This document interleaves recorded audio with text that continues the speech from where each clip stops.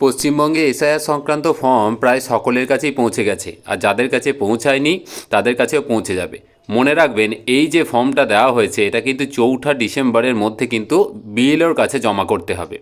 তো এই form fill up করতে গিয়ে অনেকেরই অনেক রকম সমস্যা হচ্ছে। আমি আপনাদের সামনে ইংরাজি এবং বাংলা ভার্সনের দুটি ফর্ম তুলে ধরবো, পুরো ফাঁকা ফর্ম যেটা অফিসিয়াল সাইট থেকে ডাউনলোড করা, এবং সেই ফর্ম দুটোর কোথায় কি লিখবেন খুব সংক্ষেপে বুঝিয়ে দেওয়ার চেষ্টা করব। তারপরেও যদি কারো কনফিউশন থাকে অবশ্যই আমাকে কমেন্ট করে জানাবেন, আমি যথাসম্ভব চেষ্টা করব আপনাদের সমস্যার সমাধান করার। দেখুন, পশ্চিমবঙ্গের এই যে এসআইআর ফর্মটা দিয়েছে, তা এটাই মূলত যে বিষয়গুলো উঠে আসছে যে সেটা হচ্ছে ফর্মটা কীভাবে ফিল আপ করবেন সেটা একটা কনফিউশন আছে, অনেকে বুঝতে পারলেও সাহস করতে পারছেন না। দ্বিতীয় নম্বর হচ্ছে বাংলা না ইংরাজিতে ফিল আপ করবেন, কোন কোন বিষয়ে অবশ্যই একটুখানি সতর্কতা অবলম্বন করতে হবে বা সতর্ক থাকতে হবে, আর 2002-এর তথ্যটা কোথায় কিভাবে দেবো, আরও কিছু প্রাসঙ্গিক প্রশ্ন আছে। তো আমি প্রথমে আপনাদের ফর্মটা দেখিয়ে দিই, তারপর বলে দিচ্ছি। দেখুন, এই হচ্ছে পশ্চিমবঙ্গের এসআইআর সংক্রান্ত ফর্ম, প্রত্যেকেই পেয়ে গেছেন। প্রত্যেকটা বাড়িতে প্রত্যেক জনের জন্য দুটি করে ফর্ম আছে, মানে আপনার বাড়িতে যদি মা বাবা এবং আপনি থাকেন তাহলে 3 জনের জন্য 3 দুগুণে 6টি কিন্তু ফর্ম থাকবে। এই দুটো করে যে ফর্ম দেওয়া হয়েছে তার মানে হচ্ছে একটা করে ফর্ম ফিল আপ করে আপনার কাছে রাখবেন, আর একটা করে ফর্ম কিন্তু বিএলও স্যার কিন্তু নিয়ে যাবেন। তো এটা কিন্তু মনে রাখতে হবে। দেখুন, ফর্মটা আপনারা প্রত্যেকেই দেখেছেন, এরকমই অনেকটা দেখতে। এটা হচ্ছে বাংলা ভার্সনের ফর্মটা। আপনারা চাইলে আমি আমার ডেসক্রিপশন বক্সে দিয়ে দেবো, ওখান থেকে ডাউনলোড করে নিতে পারেন যদি প্রয়োজন পড়ে। আর এটা হচ্ছে ইংরাজি ভার্সনের যে ফর্মটা সেইটা। তো দেখুন, বাংলা ভার্সনটাই দেখায়, যেহেতু আমরা পশ্চিমবঙ্গে বসবাস করি। বাংলা ভার্সনে যে ফর্মটা আছে দেখবেন, ফর্মটার একদম ওপরের দিকে একটা পোর্শন আছে যেখানে আপনার প্রি প্রিন্টেড আগে থেকে প্রিন্ট করা তথ্যগুলো কিন্তু থাকবে। মিডিলে একটা পোর্শন আছে যেখানে কারেন্ট ডিটেলস দিতে হবে, মানে date of birth, Aadhaar number, এই জায়গাটা যেটা দেখাচ্ছি, এই জায়গাটা আপনার কারেন্ট তথ্য সমস্ত কিছু দিতে হবে।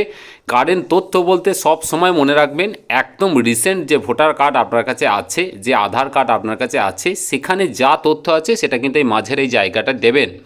আর নিচে যে পড়ছেন এইটা খুব ভালো করে খেয়াল করবেন, এখানে কিন্তু তথ্যগুলো সব সময় 2002-এর হিসাবে দিতে হবে, যারই দেবেন 2002-এর। এই যে নিচের পোর্শনটা, এর যে বাম দিকের অংশটা আছে এইটাই মনে রাখবেন, যিনি ফিল আপ করছেন ওনার যদি 2002-এর নাম থাকে তাহলে বাম দিকের এই পোর্শনটাই দেবেন, আর যিনি ফিল আপ করছেন ওনার যদি 2002-এ যদি নাম না থাকে তাহলে এই ডান দিকের পোর্শনটাই কিন্তু দিতে হবে। তা এইটাকে কিন্তু একটু বিশেষভাবে খেয়ালটা রাখতে হবে। এবার আমি বিষয়টাকে একটুখানি দেখিয়ে দিই।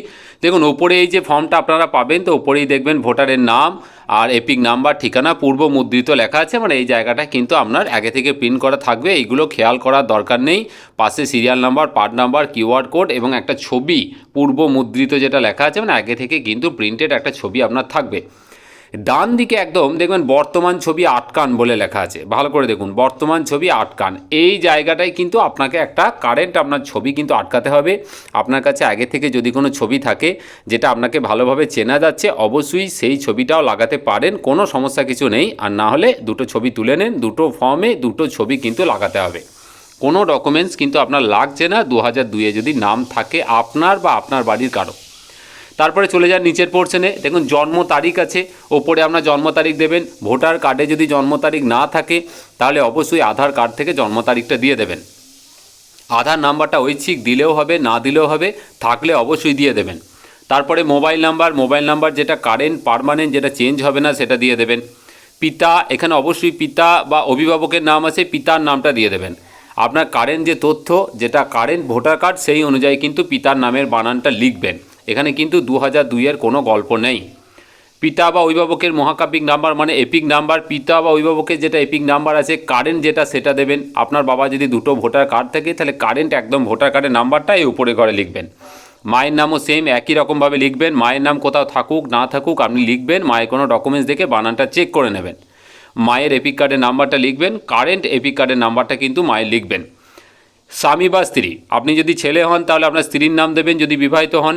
আপনি যদি মেয়ে হন, আপনার যদি বিবাহিত হন তাহলে আপনার স্বামীর নামটা দেবেন, এবং ওনার কিন্তু কারেন্ট যে এপিক নাম্বার, সেই এপিক নাম্বারটা কিন্তু নিচে দিয়ে দেবেন। বিষয়টা হচ্ছে এই যে ঘরটা মিডিল পোর্শন, এটা সবসময় মনে রাখবেন যে এখানে সমস্ত কিছু কারেন্ট তথ্য দেব। কারেন্ট তথ্য কারেন্ট ভোটার কার্ড এবং আধার কার্ডে পাওয়া যাবে। নিচের দিকে এবার চলে আসুন, যদি ধরুন যিনি ফিল আপ করছেন, মানে আপনি ফিল আপ করছেন, তো ওনার যদি নাম 2002-এর লিস্টে থাকে, 2002-এর লিস্ট থেকে কীভাবে ডাউনলোড করতে হয় পশ্চিমবঙ্গের যে কোনো জায়গার যে কোনো বুথের আমি আগেও দেখিয়ে দিয়েছিলাম, আগের ভিডিওটা একটু দেখে নেবেন। এবার যদি 2002-এর লিস্টে নাম থাকে পুরো লিস্টটা বের করবেন। একটা জিনিস বারবার বলছি, 2002-এর লিস্টে যে ধরনের বানান থাকবে, যে ভুলই থাকুক না কেন, কোনো রকম সমস্যা কিছু নেই, কোনো রকমভাবে কিন্তু 2002-এর কোনো কিছু চেঞ্জ করবেন না। 2002-এ যদি কোনো কিছু ভুল থাকে ভুলই লিখবেন, ঠিক থাকলে ঠিক লিখবেন, যা থাকবে তাই লিখবেন, কোনো রকম নিজে থেকেই কিন্তু কায়দা করে চেঞ্জ করতে যাবেন না। এবার বাম দিকের ঘরটায় চলে আসুন। দেখুন বাম দিকের ঘরে যদি 2002-এ কারো নাম থাকে তাহলে বাম দিকের ঘরটাকে কিন্তু ফিল আপ করতে হবে। আর যাদের 2002-এর নাম নেই তাদের বাড়ির কারোর কিন্তু ডান দিকে ফিল আপ করতে হবে। বাড়ির বলতে মূলত বাবা, মা, দাদু, ঠাকুমা, এটা মনে রাখবেন। বাবা, মা, দাদু, ঠাকুমা এই চারজনের মধ্যে যদি একজন থাকে তারই তথ্য দেবেন। যদি মৃত ব্যক্তি হন কোনো সমস্যা নেই, 2002-এ যার তথ্য থাকবে, বাবা থাকলে প্রথমে বাবারটাই দেওয়ার চেষ্টা করবেন, বাবা না থাকলে মা দেবেন, মা না থাকলে দাদু, ঠাকুমা যার থাকবে তার তথ্য দেবেন। 2002-এর তথ্য দেবেন, অন্য কোনো সালের কোনো তথ্য দেবেন না। এটা কিন্তু 2002-এর ঘর। এবার আমি বলি কি দিতে হবে। ধরুন যিনি ফিল আপ করেছেন বা যার ফিল আপ করছেন তার 2002-এ নাম আছে, তাহলে বাম দিকের ঘরে চলে আসুন। প্রথমে ওনার নাম লিখবেন। 2002-এর ভোটার লিস্টে নামের বানান যদি ভুল থাকে ভুলই লিখবেন। তারপরে ওনার এপিক কার্ডের নাম্বার, 2002-এর যে ভোটার কার্ডের নাম্বার সেটা লিখবেন। কারেন্ট ভোটার কার্ডের নাম্বার যদি নতুন হয়ে থাকে সেটা লেখার দরকার নেই, 2002-এর ভোটার কার্ডের নাম্বার লিখবেন। আত্মীয়ের নাম, 2002-এর ভোটার কার্ডে যিনি আত্মীয় আছেন নিচে লেখা আছে, বাবা, স্বামী, স্ত্রী যা আছে ওনার নাম লিখবেন। সম্পর্কের ক্ষেত্রে দেখবেন 2002-এর ভোটার কার্ডে লেখা আছে সম্পর্ক, কারো ক্ষেত্রে স্বামী লেখা আছে, কারো ক্ষেত্রে পিতা লেখা আছে, তো যেটা আছে সেটা লিখবেন। জেলা, আপনার যেটা জেলা সেটা লিখবেন। রাজ্য পশ্চিমবঙ্গ লিখবেন।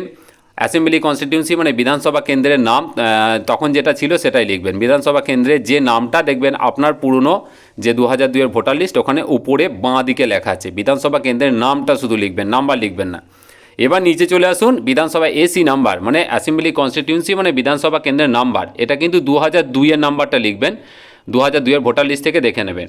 2002-এর অনুযায়ী অংশ নাম্বার, পার্ট নাম্বারটা লিখে দেবেন, উপরের ডান দিকে থাকবে 2002-এর লিস্টে উপরের ডান দিকে।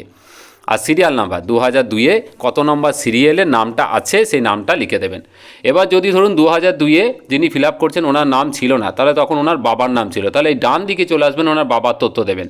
বাবার যা নাম ছিল তাই লিখবেন।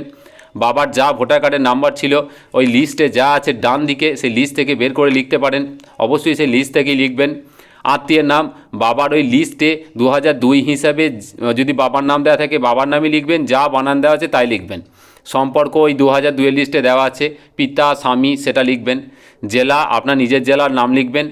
রাজ্য অবশ্যই রাজ্য পশ্চিমবঙ্গ।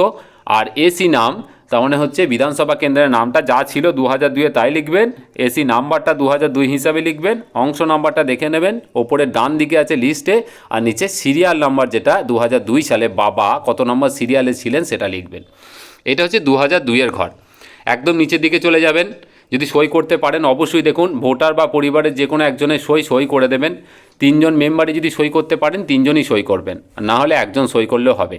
আর টিপ সই যিনি সই করতে পারেন না তিনি বাঁ হাতের বুড়ো আঙুলের টিপ সই দেবেন এবং নিচের নামটা লিখে দেবেন, LTI দিয়ে নামটা লিখে দেবেন। এইভাবে কিন্তু এই ফর্মটা ফিল আপ করতে হবে। ফর্মটা বাংলা, ইংরেজি যে কোনো একটি ভাষাতে করতে পারেন।